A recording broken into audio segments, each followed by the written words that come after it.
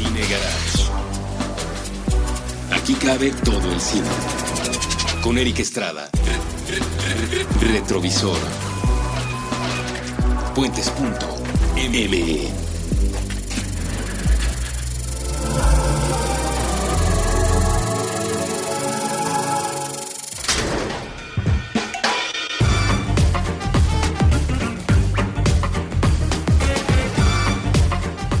Hola, ¿qué tal? Muy buenas, yo soy Eric Estrada y vamos a entrar al último de los programas dedicados al Vive Latino. Grabamos ya dos, ya los escucharon, pensados para preparar el camino hacia el festival. Este, que está dedicado más a la resaca, nos va a llevar a revisar varios documentales o rocumentales, como les llamamos, que giran ya sea en la presentación de un solo grupo que parecería un festival o tal cual, documentos y registros para festivales grandes. Entonces invité a mi buen amigo Miguel Lozano, que es especialista en cinefotografía, para que nos cuente qué tan fácil, qué tan difícil es llegar a fotografiar estas presentaciones y para que nos dé su opinión alrededor de varios de los que considero, especialmente ahora y alrededor de lo que ocurre en el Vive Latino, de los documentales emblemáticos en la historia del cine y del rock, por supuesto. Aquí hay dos temas que se unen. Nos vamos a ir desde 1969 en Woodstock, vamos a llegar al 2009 con All Tomorrow's Party y después ahí en medio les vamos a dar una lista bastante sabrosa de documentales, de rocumentales que ustedes pueden revisar. Entonces cúrense la cruda, cúrense la resaca del Vive Latino escuchando este episodio. La verdad quedó muy, muy rico. Saludos. Retrovisor es presentado por Vans.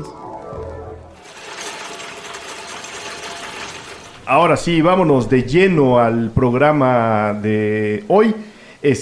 Vamos a hablar de películas y festivales, o películas y conciertos, porque a la hora de armar la selección, la pequeña pero creo que muy concisa selección para esta tarde, me di cuenta, también platicándolo con mi invitado de esta tarde, Miguel Lozano, que a veces un concierto parece un festival, y ya lo iremos platicando con él conforme avance este episodio. Antes de seguir y antes de comenzar y antes de dar nuestras impresiones alrededor del rock and roll y el cine, de lo que significa fotografiar un espectáculo musical sobre un escenario, quiero darle la bienvenida y agradecerle la presión ejercida y el esfuerzo ejecutado para venir a este programa a mi buen amigo Miguel Lozano, que acaba de cumplir, ¿cuántos años, Miguel? 37, ¿qué fue? 37 años acaba de cumplir Miguel. Por supuesto, él es mayor que yo, por eso lo invito a mis programas para que él nos ilustre con su sabiduría y su experiencia en la vida. De verdad, Miguel, mil gracias. No sabes en verdad cómo te agradezco cada vez que vienes a grabar conmigo. No, yo te agradezco siempre las invitaciones, y en este caso le agradezco un poco más porque si en algo siempre me he declarado neófito, es en la música. En la música a lo mejor, porque digo... Claro. Por eso, pero lo que no quiero es que la gente diga, claro, pues trajeron al que estaba a la mano. No. Yo la verdad sí te invité con un propósito muy claro, y es justo por donde voy a empezar este programa. Entonces, aclarar a la gente, digo, yo tampoco sé de música, a mí me gusta, y me gusta mucho ir a conciertos, me gusta mucho ir a festivales. Soy una persona que si hay un festival a la mano, ya sea como ahora el Vive Latino, algún otro ejercicio por ahí, el Corona, o festivales fuera de México incluso, me gusta ir y experimentar la música, sabiendo que es un festival, sabiendo que no vas a tener un concierto de primerísimo nivel como cuando escuchas a una banda en solitario, en un teatro, con un ambiente mucho más controlado. Tampoco sé de música, a mí simplemente me gusta, pero siempre hay, y especialmente teniendo al nombre de Martin Scorsese dando vueltas en las películas sobre rock and roll y rock and rolleros, Shine a Light, por ejemplo, el documental que hizo alrededor de los Rolling Stones, con no sé cuántas cámaras alrededor, dije, siempre está esa duda de qué tan fácil, qué tan difícil, qué tan complicado, cómo se coordinan los fotógrafos o el director a la hora de fotografiar, tal cual, en el sentido estricto de la palabra, una ejecución musical arriba de un escenario. Sabiendo que tú eres fotógrafo, sabiendo que te especializas no solo en la práctica, sino en el estudio de la cinefotografía, dije, si yo, que soy un fan declarado de los festivales, invita a alguien que sabría cómo fotografiar a una banda en vivo, ya sea en un festival o en una ejecución solitaria, ese alguien tiene que ser Miguel Lozano. Y en consecuencia, te invité hace unos días para que vinieras a platicar con nosotros. No es de gratis, Miguel. No, cuando digo que no sé de música es porque es curioso cómo, hablando de cine, que es lo que se habla aquí en Cine Garage, cosa que nos entusiasma y que nos llena de pasión a todos los que venimos aquí a compartir micrófonos, es muy curioso hablar a veces de cine en temas pasionales. Me refiero a la música, al deporte. Y esto siempre le toca al documental, ¿no? Sí. Creo que es muy fácil ver un documental que toca ciertas fibras como ¿cómo se llama? El de The Cove, el de los delfines, ¿no? O de claro, Blackfish. Sí, o Blackfish. O Que el otro día Extremis. me estaba acordando de Blackfish, lo quiero volver a ver. Está buenísimo, a mí me encanta. O Extremis, o inclusive Los Cascos Blancos del año pasado. Sí. O sea, creo que los documentales siempre tienen Carteland. O sea, cuando el tema es algo en lo que no hay discusión o no hay pasión, todo está bien. Pero cuando tú pones un futbolista, un político, o en este caso a una banda, a ser parte del escrutinio que tiene el cine, ya empezamos mal. ¿Por qué? Porque aunque sea muy buen documental, la gente va a decir, no me gusta la banda, no lo voy a ver. Entonces, el cine y la cinematografía pasan a segundo término. El pretexto va a ser la banda. Entonces, si yo mañana te digo que vas a ver el mejor documental de tu vida sobre Timbiriche, es muy probable que no lo vayas a ver. Yo soy la persona equivocada para que me digas eso, no porque sea fan de Timbiriche, sino porque yo sí me fijo en lo que tú quieres. O sea, claro. Entiendo el punto, pero si yo fuera un cinéfilo común y corriente, o sea, que no trabajo en esto, si no me gusta Timbiriche, sí me la pensaría. Y ese es mi punto. Creo que mucha gente se pierde en este tipo de cosas porque piensa que son para los fans. Hace poco, es el documental de Netflix de la Juventus, ¿no? Pues yo soy fan de la Juve y Sopitas, a quien le mando un fuerte abrazo. Le mandamos un saludo desde acá. Me dio la oportunidad de verlo unos días antes y hacerle una reseña. El primer capítulo... Está ahora en cines, ¿verdad? Está ahorita en Netflix. Los primeros 3. Creo que el primer capítulo debe ser muy aburrido para alguien que no le gusta el fútbol o no le gusta el equipo. Luego mejora, pero ¿cómo defiendes eso? ¿Cómo defiendes que el documental, por ejemplo, documentales que han hecho amigos míos de música, el de Zoé, el último, y el del concierto de hace unos años, ¿cómo defiendes ante el no fan que se va a divertir? Si lo que ellos están viendo es la música. Por eso cuando digo que lo mío no es la música, es porque yo no soy un clavado en eso. De hecho, soy muy poco entendido. Si tiene bonita voz, ya me gustó. No importa que cante. No importa el género, sí. Me gusta el hip hop, o sea, desde que tengo 13 años, o sea, rarita mi selección. O sea, mi Spotify sí es de penita ajena. Peculiar. Es muy peculiar. Entonces, cuando hablamos de música y cine, siempre intento quedarme callado un poco y después dar mi opinión de lo que pueda dar, que no es la música a veces, casi nunca. Ahora, la invitación de este episodio se va a escuchar después de que el Vive Latino haya pasado. Que ahí estaré tomando fotos. Vas a estar tomando fotos en el Vive Latino, para que veas. Por eso te invité, porque sabía que había además un giro extra. Ahora, la foto fija es diferente, ¿no? Tú vas a estar tomando foto fija, no vas a estar tomando ni video, ni vas a grabar. Así es. Es foto fija. Pero también tiene su chiste, especialmente en un ambiente tan controlado para la prensa como suelen ser este tipo de festivales. Yo creo que, para los que no lo saben y piensan que ir a tomar fotos de conciertos es algo súper fácil. Yo tengo un enorme respeto para personas como Tony François, por ejemplo, que la veo cargando 2 cuerpos, 4 lentes, parándose unas friegas y sacando siempre buenas fotos, ¿no? O sea, creo que lo importante aquí es que la gente cree que en un concierto como, por ejemplo, el que dio The Cure, creo que fue en el 2000... Hace 4 años, ¿no? Sí, 2013 creo que fue, que cantaron 50 rolas, si no me equivoco. Cantaron 4 horas. Cantaron 4 horas, creo que hubo... Yo estaba ahí. 4 encores, o sea, estuvo grave, ¿no? Hubo 4 encores, un terremoto, o sea, estuvo padre. Estuvo padre, yo también estuve ahí. Pero la gente cree que estuviste todo el día trabajando ahí, y no, realmente estuviste 3, si exagero, 5 canciones. Porque tocaba una banda. Porque tocaba una banda. Nadie te dice de qué color van a ser sus luces, nadie te dice nada. Lo único que a veces te hacen el favor de decirte si va a estar cerca o lejos. Y eso te ayuda para saber si llevas qué tipo de lente, ¿no? Entonces, pues, la primera canción es de ajustes. pues sí, ahora sí, literalmente medir el agua a los camotes, ver si las robóticas te van a dejar ciego o no, etcétera, etcétera. Y es más frustrante cuando solo toca una banda que un festival. ¿Por qué? Pues porque cuando llega una banda y es una banda tipo The Cure o Depeche Mode y vas a estar bien poquitas rolas, pues tienes bien poquito tiempo. Yo lo más que he tirado fueron 700 y tantitas fotos en los Rolling Stones.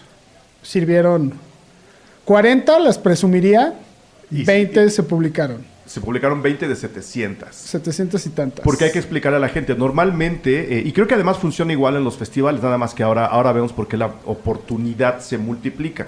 Normalmente cuando una banda toca, a los fotógrafos los llevan a una zona especial muy cerca del escenario. O muy lejos, O muy lejos. si es Madonna y no quiere que se le vean las arrugas, pues te mandan hasta atrás. muy lejos. Y les dicen, tienen ustedes 3 canciones para hacer su chamba. No importa, Inclusive hay veces que te dicen, la 1 sí, la 2 no, la 3, 4 sí. como que ellos más o menos sabrían en qué momento le va a sacar más jugo al escenario y al artista. Y sigo sin entenderlos, ¿eh? Me gustaría algún día platicar con la banda o con la gente que organiza los conciertos.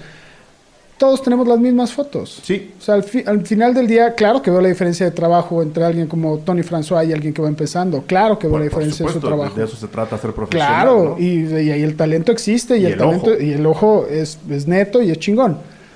Pero en cuanto a veces encuadres y todo eso, pues cuando no te dejan muchas oportunidades, terminas viendo... Es más, a mí me tocó una vez felicitar a alguien por una foto y me dijo, no es mía. Le digo, es que tú subiste una idéntica a tu Facebook. Sí, pero si te fijas, esta tiene como que un pie diferente. Y yo, ok. Pero bueno, la tuya está bien chida, ¿no?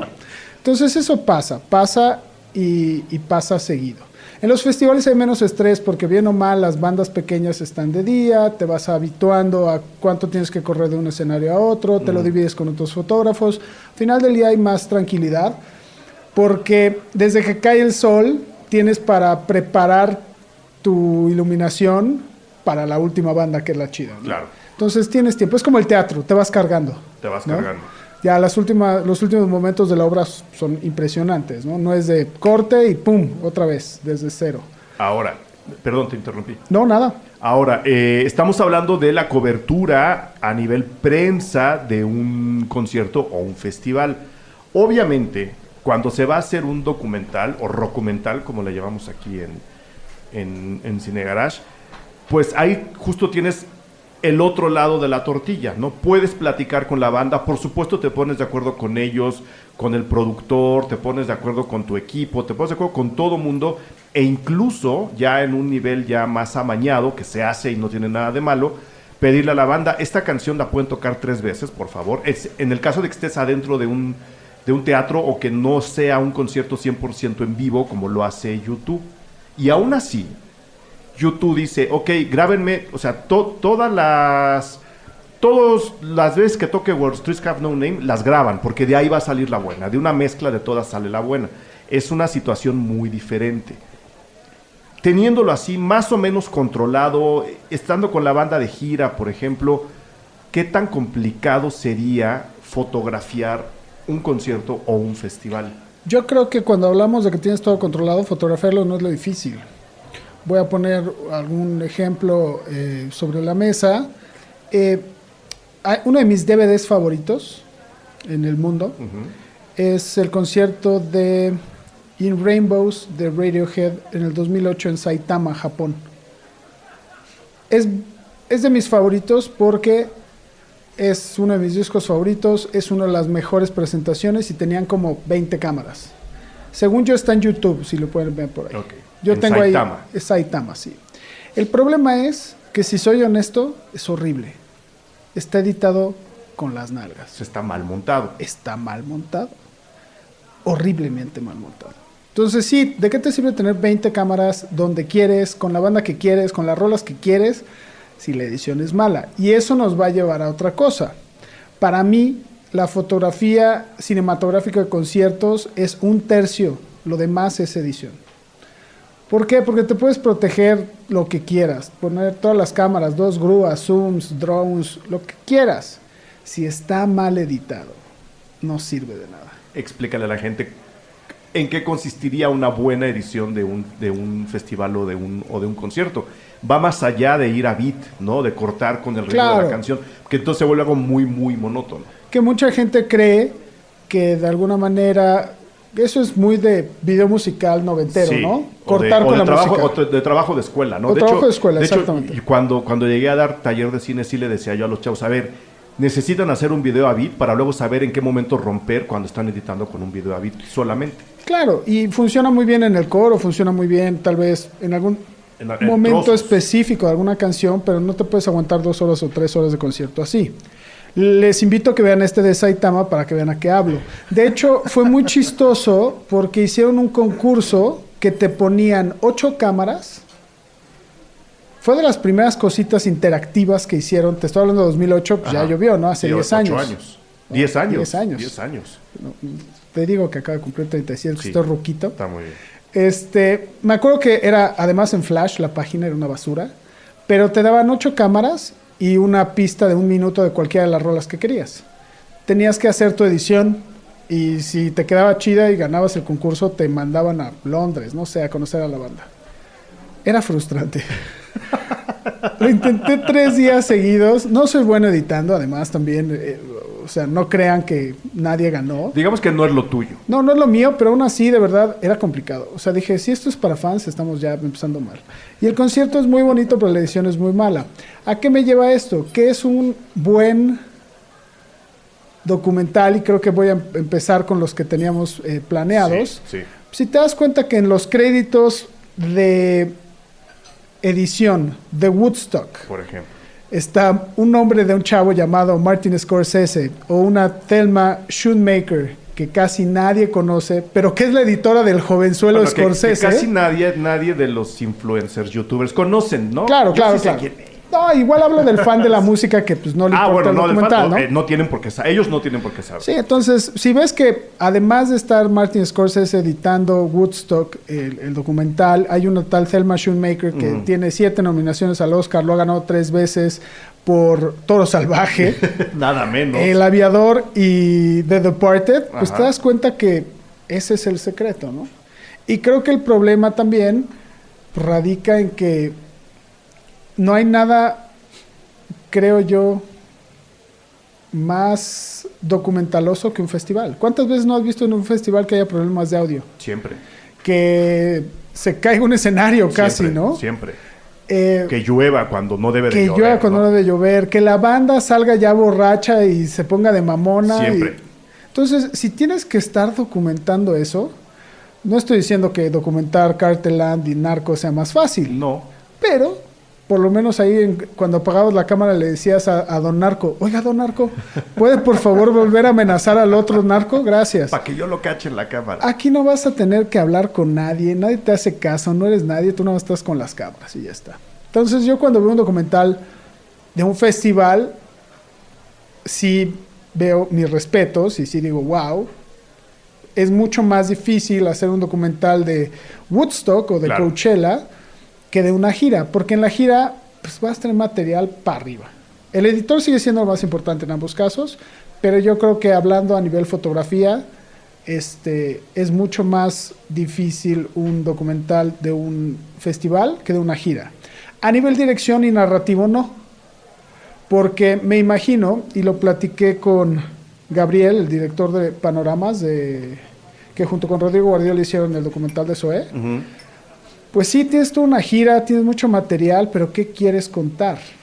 Porque vas a tener el día que tenían sueño, vas a tener el día que estaban de buenas. O el día que no pasó nada, ¿no? Que salieron así como muy X, tocaron muy bien, porque pues para eso ensayan, pero pues, salieron así sin emoción ni nada y se acabó un día y pasó un día normal, porque pasa, en las giras esos días también pasa. Y me acuerdo muy bien que tú y yo tuvimos una discusión en un festival, creo que fue en Los Cabos. Festival de cine. Sí, un festival de cine. Del documental del alcohólico que al final se termina muriendo. Uy. Suena a mi vida, pero... que creo que era Sicario, algo así. Y que se les murió antes de que acabaran de rodar. Ah, ya sé cuál es, ahora te digo, sí. Entonces, Sí. mientras tú buscas esa información, Sí. me acuerdo que decíamos, a ver, Pues si se les murió antes de acabar el documental, ¿qué tanto realmente es un documental y qué tanto es una historia que decidieron crear en montaje? Y creo que eso también es algo que la gente debe de darse cuenta de los documentales. Todos tienen una línea narrativa. Si yo quiero hacer un documental diciendo que Trump es el mejor del mundo, seguramente hay material. Y tendría el documental en el que Enrique Peña Nieto sí salvó a México. Si lo editas bien, ahí está el material, ¿no? Entonces creo que es ahí donde, cuando estás hablando de un festival o de una banda, es qué quieres contar. ¿Qué banda se va a dejar, no sé, hablando de estas bandas del rock enormes, ¿no? ¿Qué banda va a dejar que lo veas drogado, como seguramente muchas veces está, ¿no? O te lo va, digamos, a permitir a la hora de registrarlo, pero no a la hora de montarlo. Sí, exacto, la cámara va a estar ahí, pero de eso a que lo vea el público, pues no. Entonces creo que ahí me gustaría hablar, por ejemplo, de Woodstock. Exactamente. Se me hace un gran documental. Además, un gran documento para los imberbes que no estuvimos ahí, ¿no? Claro, no, pues creo que nadie de los nadie en esta casa donde estamos grabando estuvo ahí. No habíamos nacido. No, nadie. La película es de 1970. Dirige, por llamarlo de alguna forma, Michael Whatley, porque no estoy diciendo que no lo haya hecho, lo digo porque el festival en sí fue algo de alguna forma caótico, ¿no? Y el señor Whatley debuta con esta película. O sea, una película de más o menos 3 horas y media, 4 horas de duración. Fue su primera película, y ahí nomás para decirles cómo quedó la cosa. Después hizo una película más. Luego hizo un documental con todo lo que no pudo meter en Woodstock, todo lo que no cupo por 1000 razones. Hace otra película en 1990 con las actuaciones perdidas, y luego hace un documental de Jimi Hendrix en Woodstock.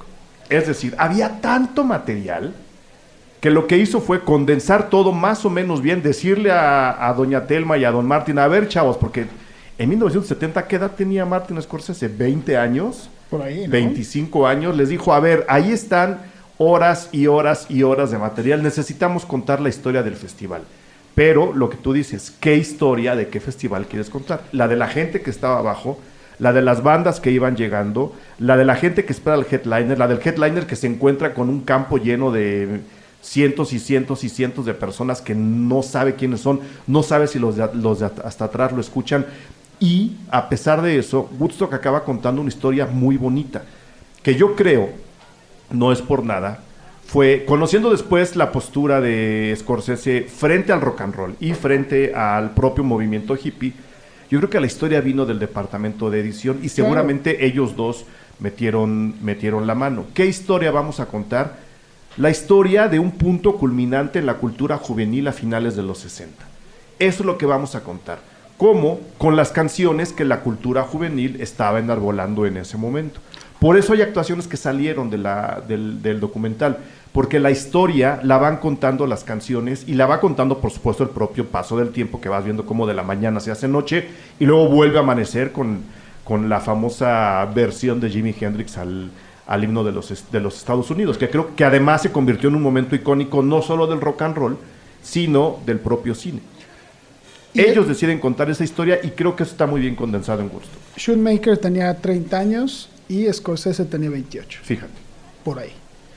Y luego nada más, solo como detalle, ya que estoy seguro que ahorita ya están buscando links para ver todos estos documentales, súmenle que estaba hecho en 16 o en 35 milímetros. Exactamente. No hay nada de que, ay, sí, mira, ponle otro filtrito por acá, y sí, mira, se ve súper bien, y mis curvas están bien, y el monitor dice que se ve bien padre. No, aquí no había monitor. Un montón de guerreros ahí rogando, ojalá mañana vea muñequitos en el revelado. O sea, creo que ojalá me alcancen los rollos que traigo cargando. Además, ¿no? Porque es otra cosa que ahora pues, se ha olvidado. Un rollo de película de 16 milímetros, ¿cuánto duraba? ¿10 minutos? Híjole, creo que los muy grandes, pero según yo como 4 en promedio, algo así. Entonces, no era de que voy a grabar a todo Joe Cocker y ya luego edito. No, era ver cuánto tiempo tenía ese rollo, verlo ahí físicamente, calcular o sea, es todo lo contrario a lo que nos acabas de contar del Vive Latino. de que te dicen, esta es la buena, y luego te saltas la segunda canción, y luego retratas la cuarta y la quinta, y luego la séptima. Aquí es de, le voy calculando al ojo, Claro. y sé si disparo o no disparo la cámara, ¿no? Porque no puedo registrar las canciones completas. Y en ese documental también hay que decir que es súper importante la gente, porque al final del día Woodstock no era sobre el música. No. La música era el pegamento, pero Woodstock no era solo la música. Entonces creo que sí es sumamente importante como documento tener ahí el esfuerzo de tantas cámaras y de tantas cosas que hay. Ahora, nada más para que nuestros amigos que nacieron hace unas pocas décadas, pues sí, hasta la risa en vacaciones estaba hecha en 35, ¿no? Las 8. Las 8 están hechas en 35. Entonces, pues sí, lo de hacerlo en película es dantesco, ¿no? Es muy complicado. Es muy complicado, hay muchos factores que debes de estar analizando y realmente ahí es el cine de verdad, ¿no? Aquí es donde yo quería explicar justo el hecho de que si me gusta o no me gusta la música, veo o no el documental. Woodstock es el documental ideal para decirle a la gente, no importa que no conozcas a ninguno de los que están tocando ahí. Fijarte en el trabajo de Scorsese, en el trabajo de Schoonmaker, fijarte en qué se fijaron los camarógrafos, cuántas cámaras había encima de The Who, cuántas cámaras había encima de estos chavos. Ahí encuentra el cinéfilo, digamos, el callejón para entrar a los documentales. Te guste o no te guste la banda, sepas o no sepas de música, tienes que entrar a la historia por ese lado, por lo menos por el lado técnico, ¿no? Y como decías tú, el lado narrativo. ¿Qué historia está contando el documental? Totalmente de acuerdo. O sea, creo que todos dicen, ay, qué fácil hacer un documental. No. Igual que hacer un corto. Sí, no, es igual que hacer una película. O sea, no es teatro filmado. Claro. No puedes dejar la cámara fija. Tienes que tener varias coberturas. Para redondear un poco la experiencia de Woodstock, sí quisiera decirle a la gente que vean, hay una película muy bonita, muy divertida de Ang Lee, que se llama Taking Woodstock, que nos explica al festival desde afuera, ¿no? Cómo es que la gente iba llegando, cómo es que se organizó, y estoy entrecomillando, todo el festival, pues casi sobre la marcha, y luego compararlo con el documental. Creo que sí, aunque uno es ficción y el otro es completamente documental, sí puedes dimensionar muy bien el trabajal que representó, no solo hacer el festival, sino fotografiarlo y después editarlo y después sacarlo. Hay como 20 versiones. Hay una de 2.5 horas, hay una de 3 horas, hay una de 3 horas y media, hay una de 4 horas. Se encuentra muy fácil en Blu-ray, pero como dice Miguel, si ustedes le dan por ahí a YouTube y le preguntan, oye, ¿tienes Woodstock? Seguro sale o en trozos o así ya completo. Entonces, esa sería nuestra primera recomendación de festival o concierto en cine.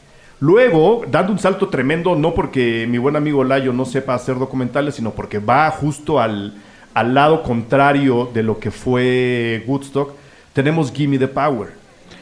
Gimme the Power en realidad es un documental, y yo lo he platicado con Olayo muchas veces, esto no le debería sorprender a nadie. O sea, si a alguien le sorprende que hable, y voy a entrecomillar, mal del documental, no le sorprenda. Lo he hablado con Olayo y él está de acuerdo conmigo, y no estoy hablando mal de documental. Lo que pasa es que usa a Molotov como pretexto para hablar de muchas otras cosas más. Exactamente. Y entre muchas de esas otras cosas más está el Festival de Avándaro en el Estado de México, aquí en la República Mexicana. ¿En qué año fue Avándaro? Avándaro debió haber sido en el 71 o en el 72, pero hablando justo de lo que representó Woodstock para... 71, o sea, 2 años después de lo que...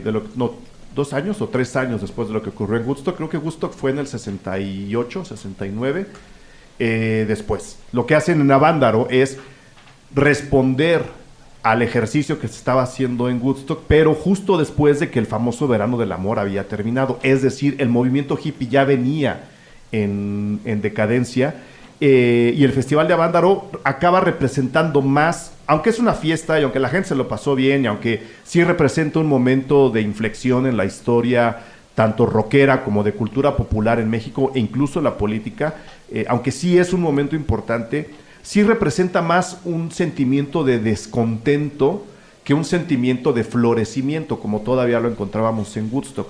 El Festival de Avándaro se transformó por la época en la que ocurrió, por el lugar en el que ocurrió, y por el país en el que ocurrió, en una especie de golpe a la cultura de Estado que en ese momento predominaba en México. Algo que, de nuevo, Olayo hilvana desde ahí hasta Molotov diciendo, estos chavos empezaron el reclamo social y luego Molotov lo condensa a su manera de esta forma. Ahí es cuando yo digo que usa a Molotov de pretexto para hablar de muchas otras cosas. Y más si estás acostumbrado a ver documentales de rock mexicano como el de Café Tacuba que hizo Ernesto Contreras. El de Seguir Siendo, ¿se llamó?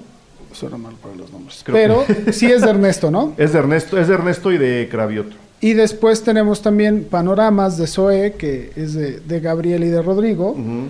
Pues sí, claro que es muy diferente, porque ahí el que salió engañado... Seguir Siendo Café Tacuba se llama. El que salió engañado es fan de Molotov, ¿no? Uh-huh. Decir, claro, voy a ver algo de Molotov. Me van a contar la historia de Molotov. En realidad, Olayo está tomando a Molotov del pretexto para contarte la historia del último punto, del punto más cruel que ha tenido el priismo, y luego tratar de predicar o pronosticar su decadencia, que idealmente ocurrirá uno de estos días, ¿no? Y toca al Festival de Avándaro por un lado muy peculiar, que es el de las distintas cabezas que había alrededor del festival, y arma un documental casi sin números musicales, sino más bien todo a través de entrevistas. Sí, recopilaron mucho, o sea, ahí la gran diferencia con Woodstock es que lo que se hace en Give Me the Power no fue un registro tal cual del festival, fue una recopilación de horas y horas y horas de material, tanto dentro del festival como de fuera, una reconstrucción digital de ese material, porque hay que dejarlo todo en HD, no puedes sacarlo como está de YouTube, hay que emparejar el material, y luego decirle a la gente, esto representó el Festival de Avándaro para esta época en este país. Que eso me lleva a una anécdota muy bonita. Un día me llegó así como de meme, el recorte de un periódico que decía que Isela Vega y otras 5 o 8 personas famosas habían estado encueradas y drogándose en Avándaro y que habían sido arrestadas. Y he tenido la oportunidad de trabajar 2 veces con Isela Vega y un día le dije, ¿esto es verdad? Me dice, ay, mijito, si me acordara. Si me acordara. No, o sea, Avándaro, repito, sí fue un festival importante, fue un festival interesante, la gente se lo pasó bien. Parte del disfrute de esa época era un poco también el nivel de ingenuidad, tanto del consumo como de compartir el uso de estupefacientes, ¿no? Eran drogas mucho más benévolas, eran drogas menos toqueteadas de lo que tenemos ahora, y la gente lo usaba para otras cosas. Totalmente. Y era la época, ¿no? Así, abrir un poco la mente del mundo consistió en experimentar con drogas alucinógenas. Y te digo la verdad, a mí me da mucho gusto saber que en algún momento, así como cuando veo fotos ahorita de lugares como Irán en los años 40 y las mujeres en minifalda y guapísimas y todo, y digo, neta, ¿te cae? Pues lo mismo me pasa con Avándaro. A mí me da mucho gusto saber que nuestro país, un país que ahorita te da miedo, a veces a los periodistas les da miedo hablar porque corren peligro, a la gente le da miedo salir a hablar porque corres peligro, digo, híjole, mira, copia, porque siempre está, ¿no? Es una copia de Woodstock. A ver, será el sereno. Se juntaron miles de personas a pasarla bien. En un estado represor, que no quería ese tipo de manifestaciones y que fue, entre muchas otras cosas, el principio de la etapa muda del rock mexicano. Después de eso se prohibieron tal cual prohibidos, así por ley, prohibidos los conciertos en México. Totalmente. No podía haber conciertos en México después de lo que, entre comillas, ocurrió, cierro las comillas, en Avándaro. Y hasta los 90, creo que estamos hablando de que Ocesa volvió a hacer mejor dicho, Ocesa, ¿quién logra los permisos para lograr hacer conciertos masivos en México? Sí, Ocesa capitaliza el empuje de muchos otros empresarios más que ya habían hecho conciertos, ¿no? Pero hablo a nivel masivo. Sí, a través de la institucionalización que consigue Ocesa, se abre esa puerta y afortunadamente gracias a ello tenemos ahora no solo conciertos, más conciertos. O sea, tú puedes ver el calendario en la Ciudad de México y prácticamente hay tocadas todo el año. Todo el año, claro. Todos los días, y hay un festival cada 3 meses. Claro. ¿No? Entonces, Avándaro es importante también por eso. Recomiendo mucho, la verdad, el trabajo de Olayo, justo para verlo así, como para ver la historia de Avándaro sin Avándaro, porque material no hay, y es a donde iba. Olayo no pudo hacer el registro de Avándaro pues, por razones naturales. Él no había nacido, no estaba ahí, no había manera de mandar cámaras. Y las entrevistas acaban siendo muy, muy ilustradoras. Entonces claro. sí recomiendo que le echen una revisada al Gimme the Power de Olayo Rubio. Les guste o no les guste Molotov, porque pues nomás pasan por ahí, ¿no? Y que si les interesa mucho Molotov, cuando quieran vamos al Hijo del Cuervo con unas chelas, invitamos a Mickey que nos cuenten cómo tocaban ahí. Y ahí nos contarán, ahí lo pueden grabar y ahí pueden sacar su propio documental. O sea, con un iPhone. Luego, hay uno que metí, volviendo al lado más de concierto que de festival.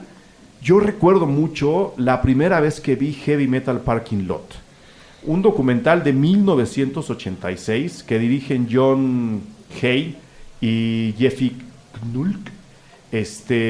Jeff Krull. Sobre, así tal cual, una tocada. Es un poco lo que ocurre con la banda Rodolayo. Una tocada de Judas Priest sin ver a Judas Priest. ¿Por qué? Especialmente ahora que todo mundo habla de la América profunda, la América que votó por Trump, el white trash americano. Creo que Heavy Metal Parking Lot, con el ojo de estos dos chavos, decide quedarse afuera y, como dices, contarnos más la historia de la gente que no va a entrar o que va a entrar perdida de borracha al concierto, que la de la banda en sí. A mí me huele que no consiguieron los derechos o que no podían pagar para decirle a la banda voy a registrar tu tocada. Es probable. Es probable, pero aún siendo de esa forma, decidirse a ir a platicar con toda la gente que estaba, como dice el nombre del documental, en el estacionamiento alrededor de la arena en donde se estaba ejecutando un concierto de Judas Priest, antes, durante y después de la tocada, me parece un gran enfoque sociológico, porque acabas entendiendo perfectamente, por un lado, lo que es el fan de heavy metal, que dirán lo que dirán y habrá prejuicios y todo aquello. Y yo que fui heavy metalero y que lo soy y que lo seguiré siendo, te puedo decir, es la banda mejor portada del planeta. O sea, si hay un hippie verdadero, es el hippie que florece en los heavy metaleros después de todo el rollo del progresito. Te creo si estamos hablando de los de 1900, de los 80. Sí, no, ya hablo de estos. Okay. Ya hablo de estos.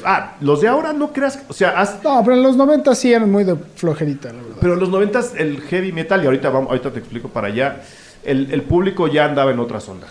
Podemos tener un programa sobre eso y traemos invitados más calificados. Yo la verdad es que... Sobre heavy metal. Sí. Yo la verdad es que el heavy metal es de los géneros a los que musicalmente nunca le he podido entrar. No, pero yo no hablo de No, yo por eso. Y creo que sus fans son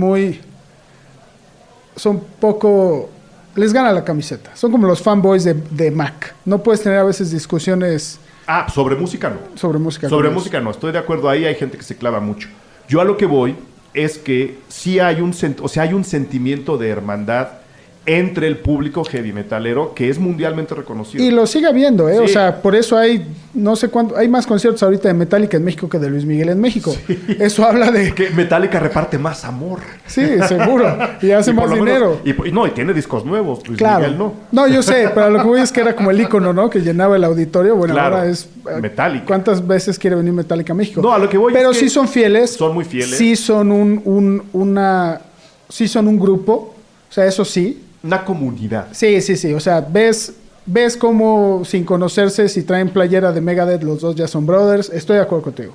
Ahora, te la compro. Y ¿sabes con qué te la puedo demostrar también? Fíjate un día, cuando vayas a un concierto de heavy metal, puedes ir conmigo, a mí me ha tocado. ¿Puedo llevar tapones para los Puedes oídos? Llevar tapones, puedes no oír la música, te vas a arrepentir, pero, por ejemplo, ir a un concierto de Iron Maiden o de Judas Priest, que son espectaculares en vivo, te puede dar la visión de un padre o de un tío o incluso de un abuelo, porque el heavy metal tiene esta característica transgeneracional, llevando a su sobrino, a su nieto o a su hijo, para decirle al niño, mira, esta es la banda que a mí me movió a tu edad. Solo quiero decir que estoy bromeando un poco con el troleo al heavy metal, y tienes toda la razón. A mí me tocó cuando yo daba clases a chavitos de 17, 18 años, me encantaba ver cómo eran fan de los Beatles porque sus papás se lo inculcaron. Claro. Y ahorita yo lo veo con amigos que tienen la edad de mi hermano, estoy hablando 40 y 45 años, que tienen hijos y que los niños son unos ilustrados en heavy metal. Eso está muy bien y eso es muy bueno. A mí me encanta ver que hay gente apasionada en eso. Y regresando un poco a Heavy Metal Parking Lot, creo que lo más importante, como bien dices, dura bien poquito, pero es retratar la cultura americana del concierto en esa época. Sí. a ti que te gusta el fútbol americano y a mí también, es lo mismo que un tailgate. Sí. Hay gente que va al Super Bowl, para aquellos que no lo saben, no entra, pero se pone bien pedo afuera. A veces ni siquiera buscan el boleto. No, ni quieren entrar, ¿eh? No están dispuestos a pagar $2,000 mínimo por un boleto. Ellos quieren empedar cerca del estadio. Y en los bares de ahí cerquita y en el estacionamiento y donde se pueda. Y creo que eso es muy americano.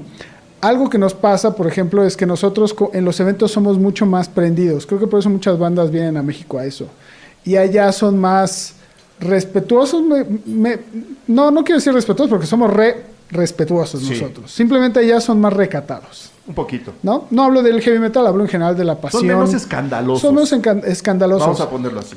Pero nadie tan divertido como nosotros. Entonces yo me pongo a pensar, si esta idea de Heavy Metal Parking Lot, en vez de hacerlo en el 86, te ocurre ahorita hacerlo afuera de un Vive Latino, no el de este año, tal vez hace unos 10 años, que estaban en su apogeo, hubiera sido una muy bonita manera de retratar lo que es México en ese momento. Sí. Y creo que, como bien dices, si alguien tiene que ver Heavy Metal Parking Lot, que dura 17 escuetos minutos, es para entender cómo era en 1986 una cultura norteamericana, que además es en...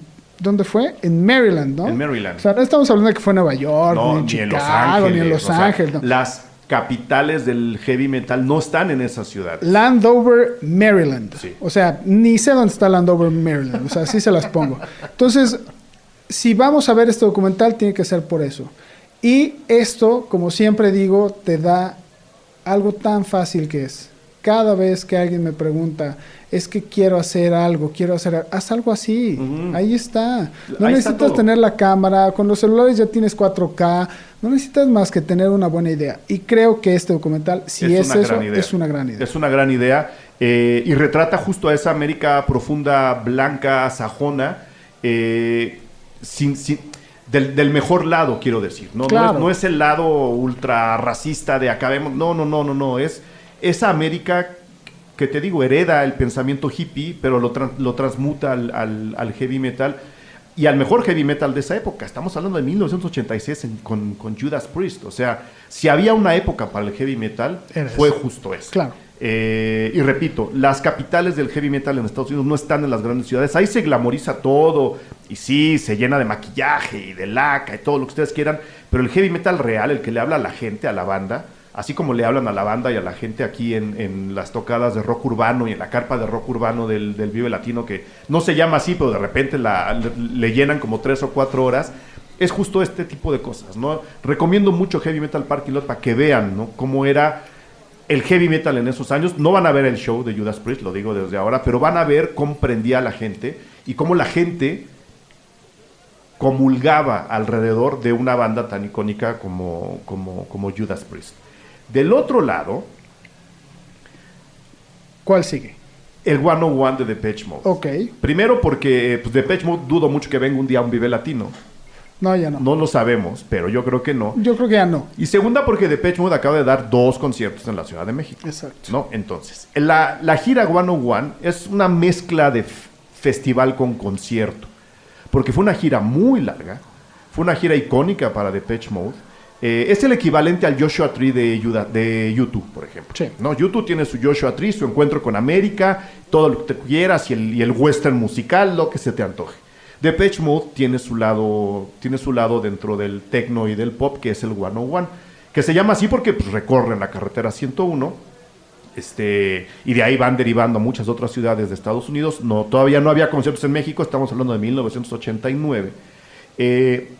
Y registran un disco en donde queda marcada pues, su mejor época desde mi punto de vista como un fan tardío de Depeche Mode. En esa época yo era más fan de The Cure que de Depeche Mode. Era cuando todavía el rock dividía. Claro. No podía ser The Cure y Depeche Mode al mismo tiempo. O eras uno o eras el otro. Hoy ya puedes. Hoy ya se puede, afortunadamente. Ya vimos que no tiene nada de malo.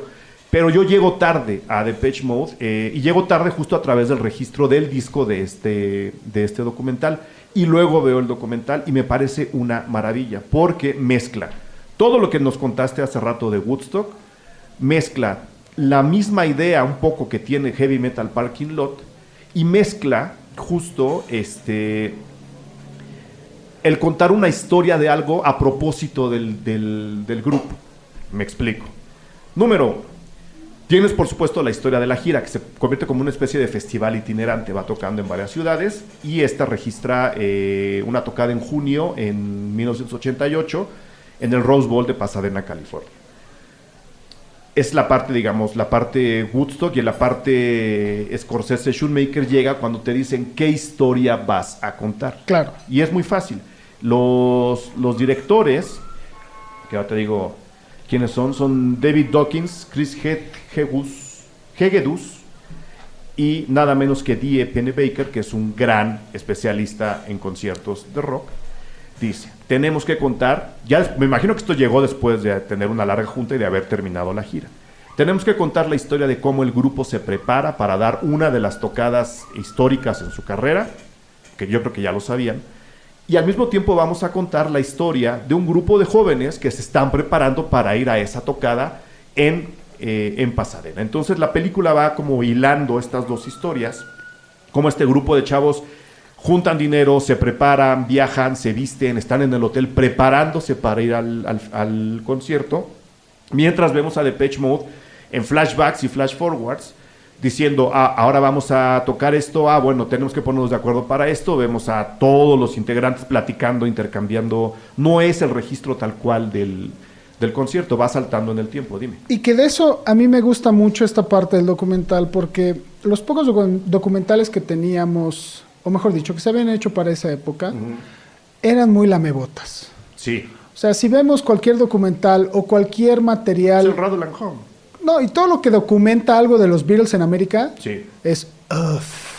Eran lo máximo. Eran lo máximo. Que no estoy diciendo que no se rasguen las vestiduras. Pero es lo único que veo. Yo no veo si tenían sueño o hambre, o si tenían ganas de ir al baño. O si iban con su hijo, ¿no? O si iban con su hijo. Que eso lo ves. O si les hacían las mismas preguntas estúpidas cada vez que se paraban en una entrevista, ¿no?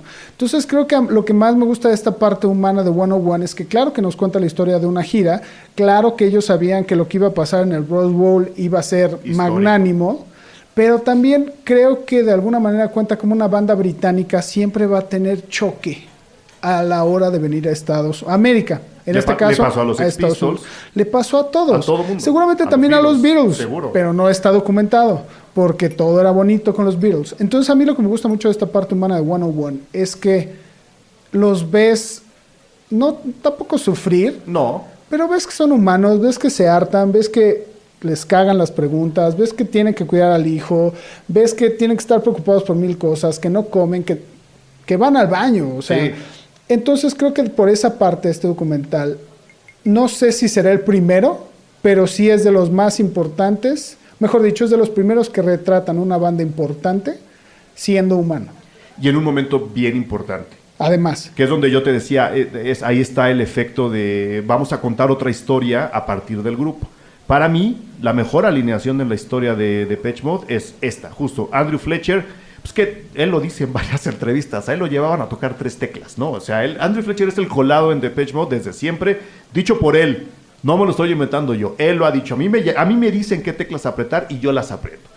David Gahan, que es el delantero, ¿no? Que es un gran actor, es el más joven de todos, lo escogen por su voz, está todo documentado, no se conocían. Martin Gore, que es el cerebro detrás del toque pop, electropop de Depeche Mode, que es también un gran letrista, él compone casi todas las canciones, y Alan Wilder, que era el más industrial en cuestión de sonidos, de música industrial, ¿no? Claro. Estoy hablando de la ramificación de la música, es más industrial y experimental del grupo, y eso le daba en ese momento un toque oscuro que le metía al mismo tiempo, un toque oscuro hacia el pop que estaban haciendo, pero que al mismo tiempo le metió luz a mucha de la música electrónica que se estaba haciendo en ese momento, en esa época, en ese mundo.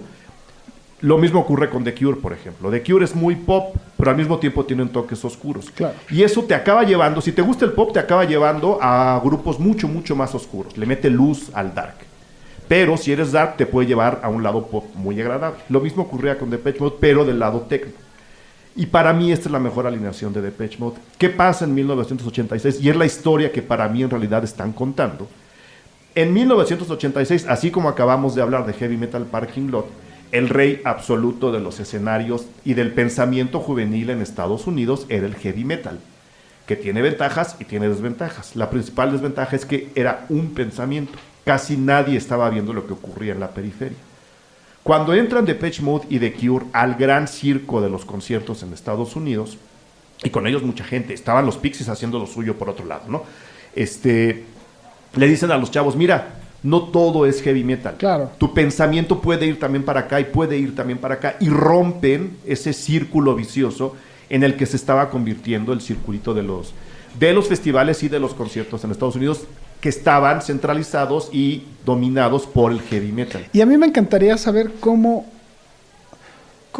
fue que el fan del rock en esa época se abrió a las bandas británicas. O sea, digo, me encantaría platicar con alguien que te diga, no, sabes que yo soy de Detroit, y yo la neta es que puro heavy metal gringo y puro Iggy Pop, puro garage marrano, ¿no? Y de repente, pues pum, conocí a Depeche Mode. Lo que pasa es que en Detroit, justo, bueno, invitamos cuando quieras buscamos a alguien y hacemos ese programa, te lo propongo desde ahora. De hecho, creo que el Golfo sería el indicado para platicar este tipo de cosas. Pero en Detroit y en Chicago se estaban colando al mismo tiempo, no gracias a Depeche Mode, pero al mismo tiempo y a un nivel mucho más underground, se estaban colando otro tipo de sonidos que venían incluso a continuar lo que se había más o menos detenido con la música disco. Y esa música con ese techno que estaba en Chicago y en Detroit, acaban construyendo otra música, y eso totalmente también le abre la cabeza a la gente.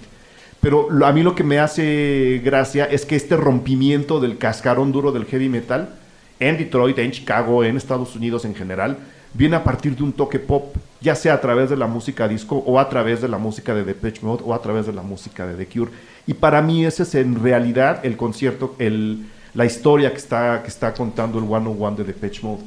Porque si tú ves el registro que MTV tenía de la juventud en esos años, todos traen melenas con lacas, todos oían a Guns N' Roses. Claro.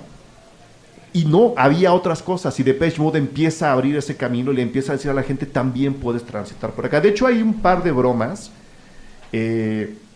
hacia los fans y hacia Guns N' Roses en particular en el 101 de Depeche Mode. Así se las voy a dejar para que lo vean con gusto. Para que lo vean con gusto. Hay un par de bromas ahí donde se burlan con algo de saña en contra de los fans de Guns N' Roses y de la propia banda. Y cabe señalar, 101 también está hecho todo en 35 milímetros. Y no se ve como la risa en vacaciones. ¿Quién sabe por qué? Por alguna razón. ¿Quién sabe? Por alguna razón no se ve así. Ahora, les había dicho, uno de los directores es D.A. Pennebaker. Ahí les van así tres nombres. Al vuelo, nombres. 3 nombres de 3 de sus documentales o de sus rockumentales. Bueno, tiene este no es de rock, pero tiene un documental sobre Jane Fonda en 1962. Nada más. Ojo, el señor tiene. O sea, él dijo, esta chava va a hacer algo en la vida, y ahí está. Que eso, perdón que te interrumpa, justo ahí te voy a interrumpir, porque hace rato venía eso. ¿Cómo decides, hablando cuando el material era importante y el tiempo y el negativo y lo que sea, ¿cómo decides no ir por las primeras bandas? O sea, ¿qué te hace pensar que el que hoy está abriendo el escenario Chupa Chups va a ser en algo el Vive la Latino, vida? mañana no va a ser la nueva banda de? Es estudiarle, o sea, es mucho de intuición, pero tienes que oír música, tienes que estudiarle, tienes que saber quiénes son. Y yo, si a mí me dices, oye, vamos a producir un documental, pues los tienes que grabar. Sí. Quieras o no. Sí, tienes que irte con las letras chiquitas del cartel. Siempre. Hay un video que seguro has visto, también icónico en la historia del rock and roll, que es el Subterranean Homesick Blues de Bob Dylan, que él está parado frente a la cámara con un bonche así de cartones en donde están escritas las frases de la canción, y él las va soltando para que tú como en un karaoke de los 60, para que tú veas lo que está diciendo la canción. Ese video, que además se ha convertido en anuncio comercial, que lo han versionado no sé cuántos grupos de rock después, es de Pennebaker. Por ejemplo. Él lo dirigió. No, tiene 92 años y sigue trabajando el señor. Sí, sí. Tiene un documental de John Lennon and the Plastic Ono Band en Toronto. El Ziggy Stardust de David Bowie, un cortito que hay ahí, la canción de Ziggy Stardust es de él, igual que el concierto Ziggy Stardust and the Spiders from Mars. O sea, trabajaba con pura persona nada desconocida. Más con puro chavo. Puro chavo con promesas. Tiene un documental de Chuck Berry, tiene un diario de Woodstock, le hizo por supuesto los videos a Depeche Mode del 86 al 98, el paquete ese. Tiene un Best of Bowie, o sea, es alguien que sabe por dónde va el asunto. Él es uno de los 3 directores, si no es el que les decía a los otros 2 chavos, a ver, ustedes agarran esto en el 101 de Depeche Mode. Tenía un poquito de idea el señor. Tenía algo de idea. Y pues bueno, seguramente se puede conseguir ahí el 101 de Depeche Mode de una manera muy sencilla. Que ahora fíjate que lo que más me está rondando la cabeza es, no sé, hacer un ciclo de este tipo de películas. Se puede. Pues se puede. Hay un lugar que se llama Cinemanía, si quieren podemos ir para vamos a Cinemanía, que pueden escuchar ustedes el programa que hicimos con la gente de Cinemanía para que vean cómo funciona, qué tipo de salas tienen. Están en el sur de la ciudad, en Loreto. Se puede hacer un ciclo documental. Estaría en Rocktubre. Ahorita, no, desde Rockagosto y desde Mayo Rock se puede, ¿no? Bueno, pues ahorita estamos en marzo, marzo de Vive Latino. Estamos en el Vive Latino, se puede hacer un ciclo, ahorita nos ponemos de acuerdo. Nada más quiero cerrar mencionando volvemos a los festivales. All Tomorrow Paris de Jonathan Cauet, un documental del 2009 que en muy pocas palabras mezcla todo lo que hemos dicho en una sola película. O sea, todas estas historias, todas estas intenciones, el montaje, la historia debajo de la historia, las bandas, el público, todo lo que les acabamos de decir está reunido en All Tomorrow's Paris. ¿Cuál es el atractivo de esto? Que aquí lo van a ver con bandas, pues sí, obviamente mucho más cercanas a nuestros gustos contemporáneos. El documental es de 2009, pero en serio es todo lo que les acabamos de decir en una especie de confeti de imágenes y de actuaciones musicales. Y creo que lo más interesante que tiene cuando yo lo pude ver es que pues llegué sin saber mucho y de repente te pones a ver qué tienen que ver, no sé, Grizzly Bear, que es una de mis bandas favoritas, Ajá. con The Mars Volta, que es otra de mis bandas favoritas, pero que su música no tiene nada que ver. O sea, no los podía poner ni en la misma fiesta porque no se hablan. No, alguien me escupe. Entonces, creo que lo que tiene es eso, y a la gente joven le va a gustar porque es un retrato de lo que ven hoy, tan común y tan corriente como 5 festivales en la Ciudad de México, Guadalajara, Monterrey. Exactamente. O sea, perdón, pero yo cuando era niño, o sea, creo que el primer concierto importante, importante que me interesó, Ajá. fue el de Michael Jackson en el Azteca. Ok. Creo que fue el 90. Por ahí, le abrió el Jimi Hendrix del siglo XXI, ¿cómo se llama? No me acuerdo quién le abrió. A ver, ya estoy dudando. Pero lo impresionante fue cómo apareció en una pantalla y luego en la otra. Y wow, obviamente no era él, pero Pero el truco estaba hecho. Yo tenía 9 años y yo creí que... De eso, por ejemplo, no sé si haya un registro que se pueda hacer. O sea, seguro Televisa lo tiene. Televisa debe tener todo. Todo grabado, pero no montado. Exactamente. ¿No? Que es un poco la historia que estábamos contando hace rato. Pero era complicado, o sea... De verdad. Lenny Kravitz creo que le abrió a Michael serio? Jackson en esa época, sí. Fue en el 93, jóvenes. Seguro fue Lenny Kravitz quien le abrió. Estoy casi seguro. Yo tenía 12 añitos. Casi seguro. No, es un poco lo que te decía yo. O sea, la música y el festival te puede jalar a conocer otras cosas. Si por mí, o sea, si tú entras al concierto o al festival y te haces fan, gracias a haber ido a ver a Michael Jackson, está perfecto. O sea, está perfecto. Si te gusta Michael Jackson y a partir de eso te gustan otras cosas, está muy bien. Es como leer libros. Claro. Dejas uno y agarras otro parecido o no, pero que alguien te dijo va ligado con esto. Y así va un poco para mí la idea de los festivales. En All Tomorrow's Paris está Battles, Belle and Sebastian, Dear 3, Slint, The Octopus Project, The Gossip, Animal Collective, Lightning Bolt, como lo habías dicho, de Mars Volta. Está de Yeah, que no sabes cómo los extraño. A mí me encantaría que empezaran a dar otra vez ¿Que hicieran otra vez? Está Moog, güey, están los Stooges, está Portishead, está Sonic Youth, Patti Smith, o sea, eso es All Tomorrow Paris. Todo lo que les acabamos de contar, más o menos con esta alineación. ¿Encontraste el dato de...? No sé quién. Es que dio 5 conciertos aquí. Y los opening acts eran Criss Cross, los mocosos estos que usaban los jeans al revés. Rosala, que quién sabe quién es. The Influence, que quién sabe quién es. Snap, de Bucarest. Ajá, ni idea. no, pues no. Culture Beat les abrió en las fechas europeas y TLC, nada más. Nada más. Pero no sé quién les abrió en México.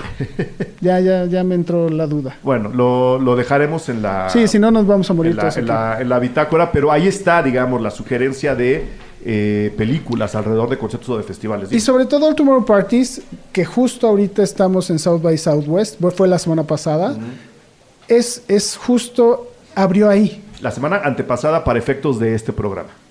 Claro, Sí, tienes toda la razón. pero sí. Entonces, cuando ves que hacen un documental de festivales en un festival, mejor dicho, en un evento que es festival de cine, pero es festival de música, pero es festival de tecnología, eso estamos viviendo hoy. Creo que es súper fácil y conozco gente que ha ido a Glastonbury y conozco gente que ha ido a Coachella y al que me digas, al Vive Latino, o sea, los importantes. Entonces, qué fácil es ver a tus bandas hoy en día. Es ¿no? bien sencillo. Y antes era muy complicado. Y va más allá del precio del dólar. No, y va más allá de todo, ¿no? O sea, por ejemplo, vuelvo a este DVD Saitama. Por muy mal editado que esté, los japoneses son un gran público de Radiohead, que es mi banda favorita. Entonces, darte cuenta que lo disfrutan del otro lado del mundo igual o más que tú es algo padre. fascinante. Es fascinante eso y darte cuenta que tu ciudad, en este caso la Ciudad de México, se convierte en un punto obligado para bandas importantes que dicen, o sea, queremos que la gente de esa ciudad cante nuestras canciones enfrente de nosotros, porque es lo que ocurre en un festival y en un concierto, ¿no? El delantero podría tranquilamente decir, canten ustedes, y la gente canta. Por ¿no? ejemplo, Entonces, compartir ese momento que tu ciudad se haya vuelto un punto obligado en el mapa de conciertos y de festivales, creo que es muy padre. nada más sobre Michael Jackson, hablando del 92, 93. Las únicas ciudades donde hizo más de 2 conciertos son Monza, Italia, hizo 2, Estocolmo 2, Londres hizo 5, igual que en la Ciudad de México. 5 en la Ciudad de México. Y el único lugar que nos gana es Tokio, Bueno, que hizo 8. 8. Año Nuevo, por cierto. Todos un en concierto Tokio. de Año Nuevo. Entonces, quitando eso, te das cuenta lo importante que era México, aún cuando no teníamos un circuito de conciertos. Exactamente. Y creo que eso es lo importante que rescatar aquí. Hay muchas cosas que se podrían estar haciendo aquí tal vez, eso me pone a pensar, ¿no? Pero al mismo tiempo, el documental musical lleva años existiendo. Y aún así, pocas, y creo que los ejemplos que dimos hoy, pocas se salen de lo establecido. Y creo que por eso todos los documentales que hemos visto hoy, aunque sea, por ejemplo, porque sé que ese es el que, como ya pasó con tu reseña y con las pláticas que he tenido con Olayo, la gente sigue esperando algo por el título. No, hay que darse cuenta que hay veces que el texto es el pretexto para entrarle a un tema, ¿no? Sí. Y creo que Gimme the Power lo tiene, creo que 101 es un gran ejemplo, creo que el de Judas Priest es un gran ejemplo de cómo en 17 minutos puedes contar una historia de una subcultura que nunca vamos a volver a ver. Sí. Entonces, lo más interesante va a ser eso, ¿no? Los documentales que vengan, que sean propositivos en cuanto a música. Porque, como bien dije al principio, si no es cuando hay pasión, deporte, religión, política, música, siempre va a haber discusión. Entonces, ¿qué vas a hacer con algo que ahí está y que lleva cientos de años estando ahí, pero que va a ser diferente, ¿no? Esa es la pregunta. No puedo decir más. Pues creo que Miguel Lozano. deberíamos de hacer más cositas. No, lo vamos a hacer y avisaremos del ciclo de... Va a existir, no choro. Mil gracias, Miguel, por haber venido a platicar con nosotros de documentales, de festivales y de tocadas de rock. De verdad, hermano, no sabes cómo te lo agradezco. Gracias a ustedes. Feliz rodaje. Ah, sí, tengo por ahí. Tienes un rodaje ya en puerta. Feliz rodaje.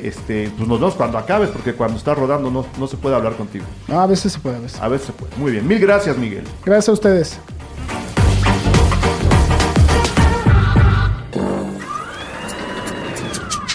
Cine Garage.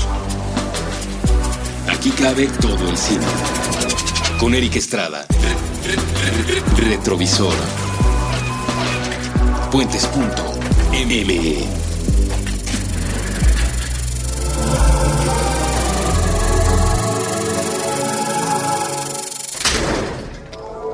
Retrovisor fue presentado por Vans.